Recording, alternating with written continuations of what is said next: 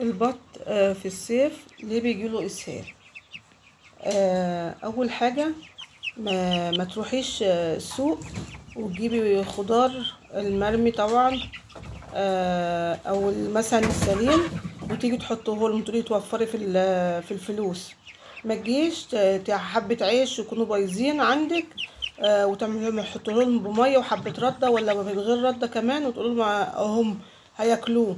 لا، ما هو ما تحطهمش في الشمس ويحمضوا والعيش مبلول، وتيجي تقولي لا ده هم هياكلوا هيبقوا كويسين. لا، مش هيبقوا كويسين، هيجي لهم اسهالات وهيتعبوا منك وهتجيبي علاج.